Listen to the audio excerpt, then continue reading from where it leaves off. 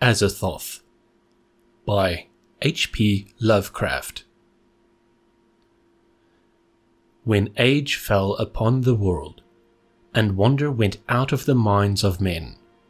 when grey cities reared to smoky skies tall towers grim and ugly, in whose shadow none might dream of the sun or of spring's flowering meads, when learning stripped earth of her mantle of beauty,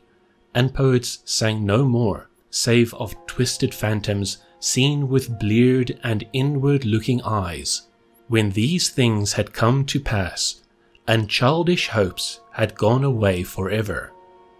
there was a man who travelled out of life on a quest into the spaces whither the world's dreams had fled.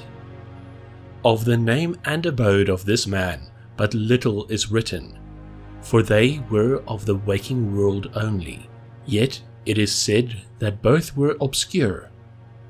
It is enough to know that he dwelt in a city of high walls, where sterile twilight reigned, and that he toiled all day among shadow and turmoil, coming home at evening to a room whose one window opened not on the fields and groves, but on a dim court, where other windows stared in dull despair. From that casement one might see only walls and windows, except sometimes when one leaned far out and peered aloft at the small stars that passed. And because mere walls and windows must soon drive to madness a man who dreams and reads much, the dweller in that room used night after night to lean out and peer aloft to glimpse some fragment of things beyond the waking world and the greyness of tall cities. After years, he began to call the slow-sailing stars by name, and to follow them in fancy when they glided regretfully out of sight, till at length his vision opened to many secret vistas whose existence no common eye suspects. And one night a mighty gulf was bridged,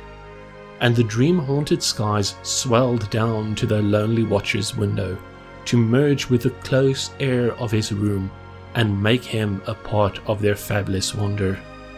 There came to that room wild streams of violet midnight glittering with dust of gold, vortices of dust and fire, swirling out of the ultimate spaces and heavy with perfumes from beyond the worlds. Opiate oceans poured there, litten by suns that the eye may never behold, and having in their whirlpools strange dolphins and sea nymphs of unrememberable deeps. Noiseless infinity eddied around the dreamer and wafted him away, without even touching the body that leaned stiffly from the lonely window.